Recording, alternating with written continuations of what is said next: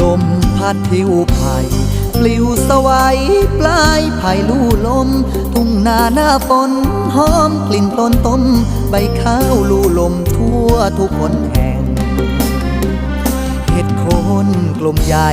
โผล่ดอกใกล้เทียงหัวปลวกต้นแดงบ้านนาวันนี้ไม่มีคำแพงพี่เหี่ยวแห้งลึกถึงก้นบึ้งใจลมพัดนาข้าวใบข้าวเขียวเอลูไปมากระจับจอกแหนผักตบชวาปะปนปูปลากุ้งหอยน้อยใหญ่เจ้าทุยลุยยาเหยียบเฉียดเขียดน้อยกบเขียดตกใจเสียงปลาพุดจอบหน้าปากหลอบใสเคล้าเสียงน้ำไหลตามร่องคันนา